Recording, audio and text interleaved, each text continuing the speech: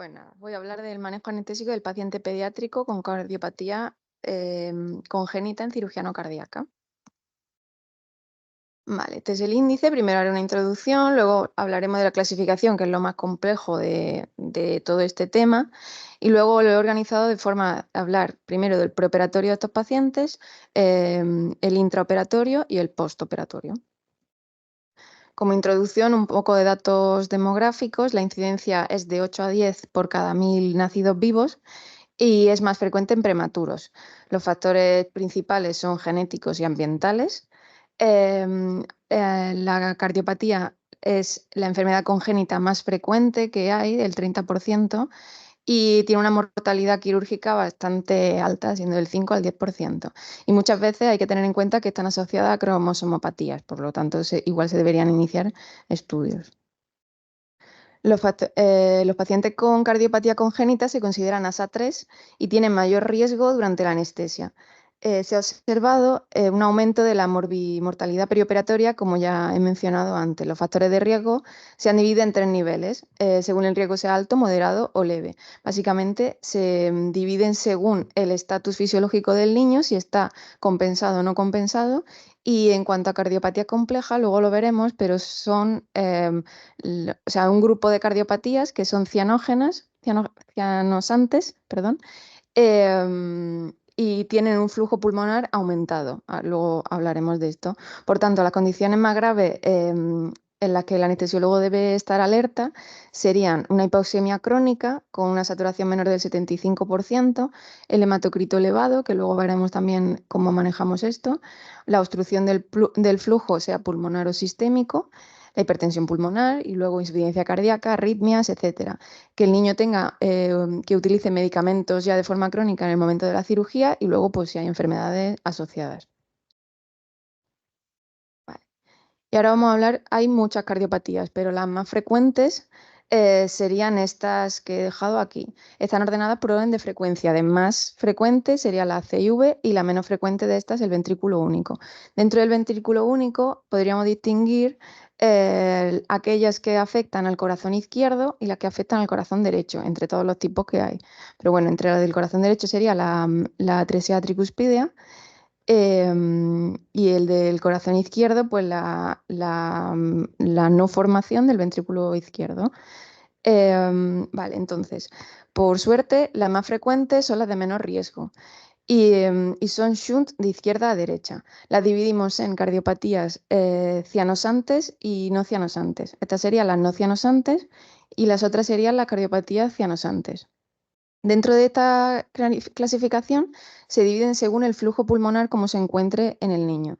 Por lo tanto, podemos ver en la no cianosante el flujo pulmonar estaría aumentado tanto en la comunicación interventricular, en la comunicación intraauricular y el ductus arterioso, y se mantendría igual en la coartación aorta. Decir que dentro de coartación aorta es la más destacable en los niños, pero se encontrarían todas las cardiopatías obstructivas, es decir, todas las que provocan una obstrucción del tracto de salida del ventrículo izquierdo, que sería pues la estenosis aórtica, la cardiopatía hipertrófica, etcétera. Vale, y en estas, en las decíamos antes, también lo dividiríamos según el flujo pulmonar.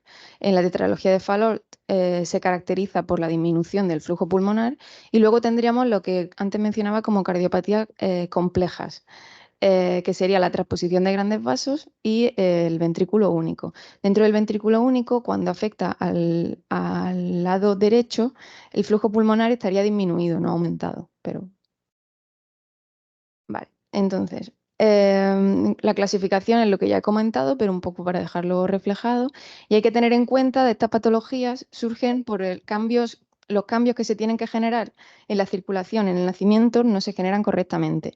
Durante la vida prenatal, la circulación placentaria proporciona al feto oxígeno, pero después del nacimiento los pulmones se encargan del intercambio gaseoso. Entonces, tienen que tener lugar en el sistema circulatorio los siguientes cambios, que serían el cierre del ductus arterial, el cierre del foramen oval, el cierre de la vena umbilical y el ductus venoso, que pasarían a ser el ligamento redondo del hígado y el ligamento venoso, y las arterias umbilicales pasan a dar origen a los ligamentos umbilicales medios, ¿vale? Estos son los cambios que se tendrían que suceder. Si no ocurren, pues ya es cuando surgen los problemas. Vale, y ahora voy a pasar a hablar ya de a nivel preoperatorio, de forma general, en estos pacientes, tenemos que tener varias cosas en cuenta. En primer lugar, el hematocrito es algo muy importante en estos niños, ya que tiene una relación directa con la hipoxemia, em, que a su vez, si encontramos en un niño hipoxemia, nos alertaría de que si se ha operado antes, la técnica no ha sido efectiva del todo. O sea, la gasometría en estos niños sería importante para valorar también el grado de corrección que tiene su patología. Aparte de, bueno, pues eso, hematocrito, creatinina, coagulación, tener un ecocardio y la gasometría, como comentaba. En cuanto a la medicación crónica, se debe mantener, pero debemos tener especial atención a las posibles alteraciones metabólicas que estos fármacos van a provocar en el paciente. Por ejemplo, los niños con CIV habitualmente están bajo tratamiento con diuréticos y vasodilatadores, lo que podría presentar pues, una alcalosis hipocalémica. Por otro lado, tenemos que valorar la existencia de arritmias, porque si aparecen, pues tras la cirugía de corrección, otra vez estos niños que se han operado, pero este dato de que tengan una arritmia también nos puede hacer pensar que haya defectos residuales y podrían provocar pues, una disfunción progresiva, también para tenerlo en cuenta.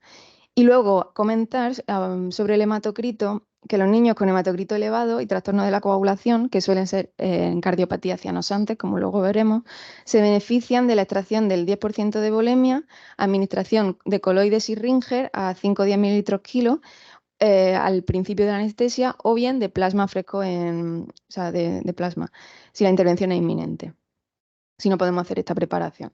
Entonces, bueno, tener en cuenta que luego también iremos viendo la importancia del hematocrito según la patología, si necesitamos que esté más alto o más bajo por el aumento de resistencias vasculares pulmonares.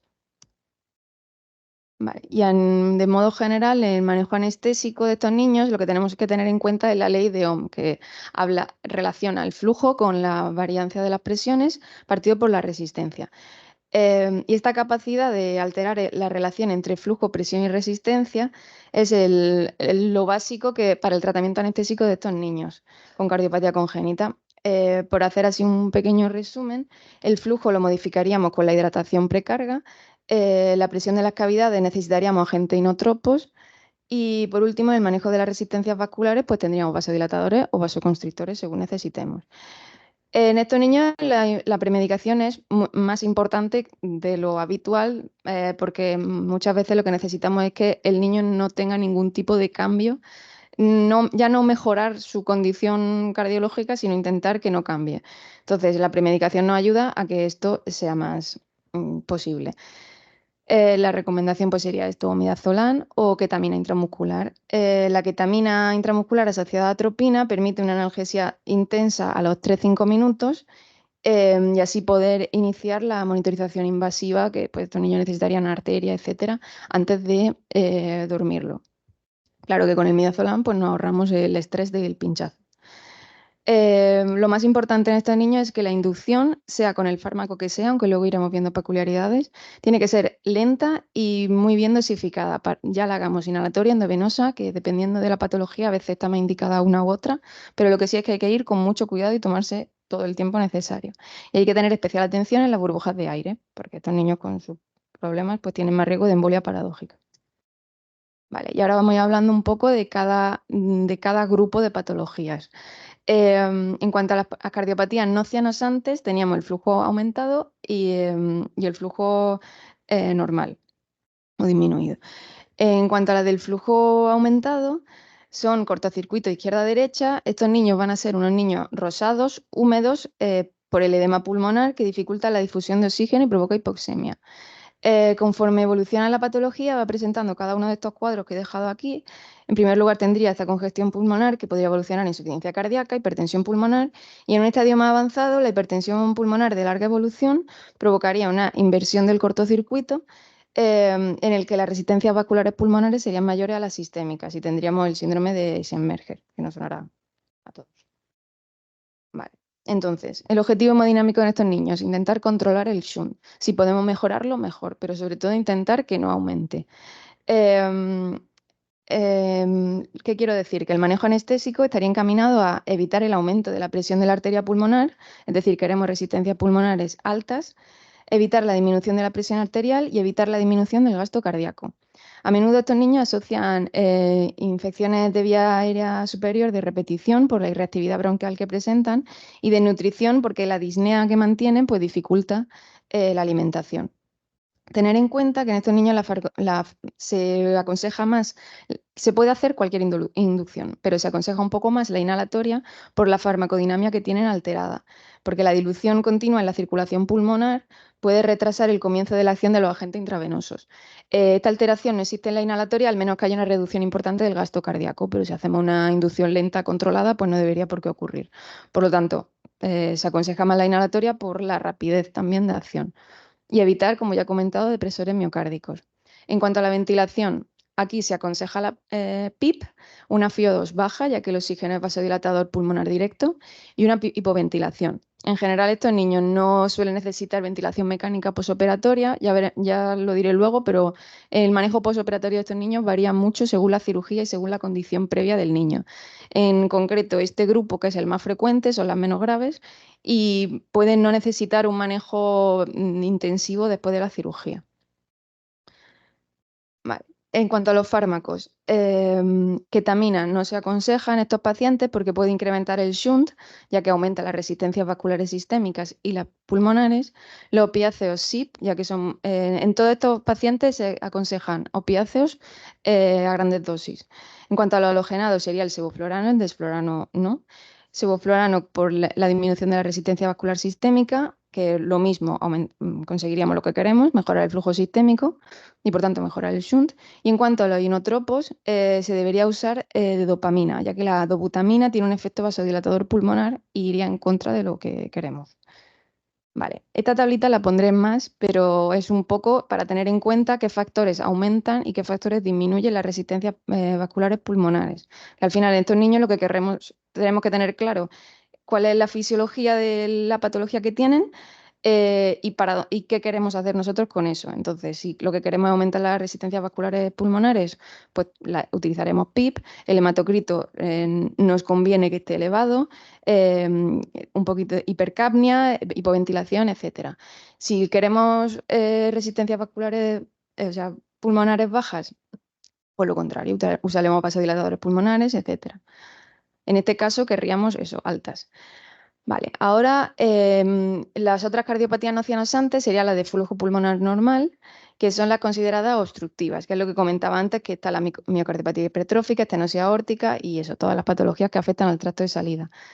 El manejo de estos pacientes, pues como una estenosis aórtica en el adulto, que provoca una insuficiencia cardíaca, con una disminución de la perfusión y sobrepresión en el ventrículo. En los lactantes es más peligroso porque la reparación es más difícil, suele ser más grave y el niño lo tolera peor.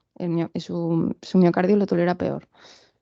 Vale. El objetivo hemodinámico de estos niños, mantener el flujo sistémico, es decir, intentar compensar el cambio que tiene en la circulación. Y el manejo, pues igual que en un adulto que se opera de una estenosis aórtica, es decir, mantener una precarga elevada, pues carga elevada para mantener el flujo coronario, una frecuencia cardíaca baja y el uso de inotropos negativos.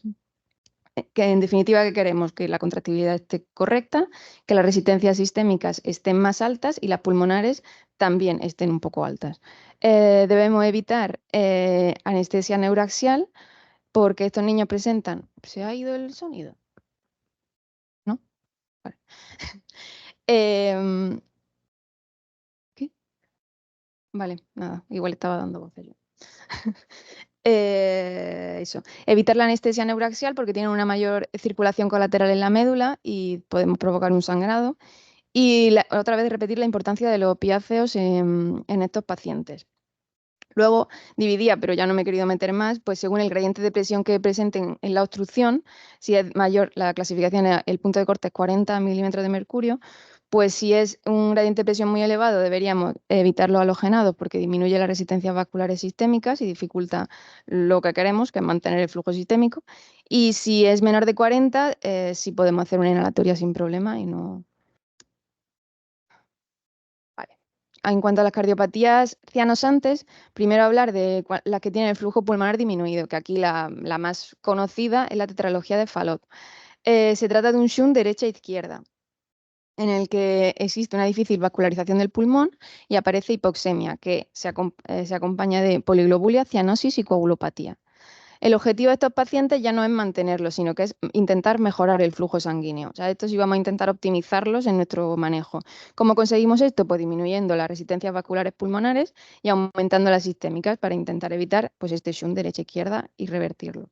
La hipoxemia crónica produce esta policitemia compensadora y trastorno de la coagulación. Y el aumento del hematocrito aumenta la viscosidad sanguínea. Por lo tanto, hay microtrombosis cerebrales y de órganos vitales, como riñones e hígado. Este hematocrito elevado, por tanto, disminuye también el flujo pulmonar y sistémico, pues provoca la crisis de hipoxia famosas en estos niños. Em, ¿Qué quiere decir esto? Que si el hematocrito está por encima de 65, estaría indicada la flebotomía preoperatoria en estos niños para evitar que presenten estas crisis de hipoxia. Recordar otra vez, y aquí en este caso lo que queremos es lo contrario, queremos factores que disminuyan las resistencias pulmonares, es decir, hacer lo contrario que es la otra que he comentado antes. Y en estos niños, si ya era importante la premedicación, en ellos es todavía más para evitar las crisis de hipoxia. Los desencadenantes de estas crisis pues, serían pues, llanto, ansiedad, anemia, ejercicio, en definitiva, cualquier situación que aumente el consumo de oxígeno. Si tuviésemos una crisis anoxémica en un niño con esta patología, ¿qué deberíamos hacer? Pues tomar medidas dirigidas a aumentar las resistencias vasculares sistémicas pa- intentar evitar el aumento de contractilidad. Luego comentaban, como una maniobra así un poco desesperada, si te encuentras en esta situación y no consigues que el niño remonte, pues comentaban el comprimir manualmente el abdomen para intentar comprimir la aorta abdominal, aumentar la presión arterial y favorecer así el flujo sanguíneo, corazón y cerebro.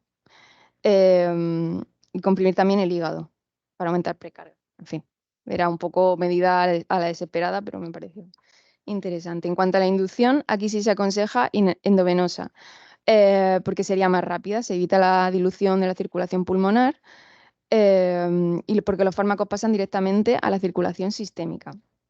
Por lo tanto, inhalatoria pues sería más lenta por este hipoflujo pulmonar que ya comentaba.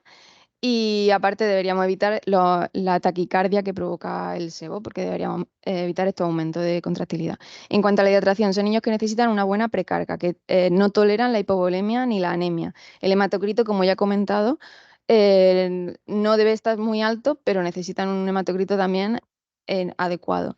Y en cuanto a la ventilación, pues lo contrario que antes, FIO2 alta y la PIP no se aconseja porque aumenta la resistencia, aumenta la presión intratorácica y por tanto las resistencias pulmonares. Vale. En cuanto a los fármacos en estos pacientes, aquí sí se aconseja la ketamina, pero deberíamos tener cuidado con los pacientes en tratamiento betradrenérgico, porque el efecto depresor miocárdico que provoca la ketamina, que normalmente está antagonizado por las catecolaminas, estos niños a tener el bloqueo, pues no lo van a contrarrestar. Entonces jugaría en nuestra contra. En cuanto al propofol, intentar evitarlo o tener mucho cuidado por lo que depende en estos niños de la tensión arterial media para el flujo pulmonar. Opiáceos, pues como comentaba antes, sí, a dosis elevadas por su cardioestabilidad. En cuanto a los bloqueantes, el esmolol sería el de elección porque disminuye la frecuencia cardíaca y disminuye el espasmo infundibular, que el espasmo infundibular consiste en una obstrucción dinámica al flujo de salida. En la tetralogía de Fallot existe una estenosis pulmonar de tipo infundibular, en donde al haber una estimulación simpática aumenta el grado de obstrucción. Y este aumento del grado de obstrucción es lo que se llama espasmo infundibular. Entonces, con el esmolol pues, conseguimos disminuirlo. En cuanto a los beta-1 agonistas, estarían contraindicados por el aumento de contractilidad. Y la fenilefrina sería la más recomendada en cuanto a alfa-adrenérgicos para aumentar las resistencias vasculares sistémicas. En definitiva, en estos niños queremos una poscarga elevada para así forzar el flujo a través del territorio pulmonar, o sea, intentar revertir el shunt. Vale, por último, hablar de las cardiopatías cianosantes complejas, que eran las que antes comenté con flujo pulmonar aumentado. Aquí, ¿qué problema tenemos? Pues tenemos cianosis por el shunt derecha-izquierda que existe, edema pulmonar por el shunt izquierda-derecha y una hipertensión pulmonar que es progresiva y reversible. Entonces, en estos niños es más complicado el manejo, ¿vale? Aquí podrías pensar, después de todo lo que he contado, podríamos decir, bueno, si aumento el flujo pulmonar, mejoraré la oxigenación al disminuir el shunt derecha-izquierda. Pues no sería así porque la mezcla de sangre venosa y arterial se produce a nivel intracardíaco, entonces no serviría de nada. Si modificamos las resistencias vasculares, mejoraré la oxigenación, pues tampoco, porque lo que podría pasar es que empeorase la insuficiencia ventricular. Y luego podríamos pensar, bueno, pues si aumento la FiO2 o la resistencia sistémica, mejoraré la hipoxemia. Pues tampoco, porque esta maniobra provocaría que llegue menos sangre a la aorta y propiciaría la isquemia coronaria. Entonces, con estos niños, ¿qué hacemos? Bueno, pues tener en cuenta que el objetivo en estos niños es intentar evitar cualquier cambio. Es decir, que el niño está enfermo, pero en la condición en la que está se mantiene vivo. Entonces, intentar no modificar su situación basal. Las estrategias serían dinámicas, no es como antes que queremos una cosa u otra, sino que deberíamos ir cambiando según la necesidad del niño. Y hay distintos consejos que serían la preferencia de una inducción endovenosa, en concreto. Bueno, dan diferentes ejemplos, pero con la ketamina pues tener cuidado porque podría deprimir la FEBI. Los pacientes que he comentado antes, el mantenimiento opiáceo a dosis altas. Y luego también comentaban que si en una intervención corta se podría utilizar protóxido para limitar la FiO2 y evitar el robo coronario y reducir la necesidad de halogenados. Lo comentado, estos niños e intentar adaptarte un poco al niño y que el objetivo que tengamos con ellos sea los menores cambios posibles en su condición. Vale, entonces así un poquito de recordatorio, la consideración en pacientes cianóticos, normovolemia, una precarga correcta y un hematocrito correcto. Si se nos presenta un paciente con hipertensión pulmonar, tendríamos que ajustar la FiO2 al nivel adecuado, la hiperventilación para tener una mínima presión intratorácica y la importancia de la profundidad anestésica para el bloqueo simpático. Luego, si precisase, pues soporte inotrópico. Y ya luego decir, como ya he comentado antes, que en cuanto al posoperatorio depende del defecto que presente el niño, de la cirugía realizada y de muchas otras cosas, que no todos los niños con una cardiopatía congénita que se operan de otra cosa van a necesitar UCI, pero bueno, estando en un hospital de tercer nivel seguramente se la ofrezcamos, pero tener en cuenta que no siempre la van a precisar. Por último, como conclusiones, ideas principales. Debemos conocer la fisiopatología, es decir, tener claro hacia dónde va la sangre para poder decidir nuestro objetivo hemodinámico, hacia dónde queremos que vaya la sangre. Tener en cuenta las posibles complicaciones que pueden asociarse a cada grupo, como las crisis hipóxicas, el espasmo fundibular, etcétera, y cómo deberíamos actuar en esta situación. Y luego decidir el destino posoperatorio del paciente, ya que eso no por regla sistemática irá a UCI. El niño puede estar bien, estar en el despertar un tiempo y irse a casa. Luego, por último, comentar que aunque todo esto está muy bien, pero hay que tener siempre en cuenta el derivar a estos pacientes a centros especializados, ya que aquí, pues, anestesia pediátrica, o sea, anestesia cardíaca infantil no tenemos, entonces siempre que el paciente lo consideremos que es un poco más complejo o que no vamos a poder ofrecerle en una complicación todas las medidas que puede precisar, pues siempre tener en cuenta la opción de derivarlo a un centro especializado. Y ya está.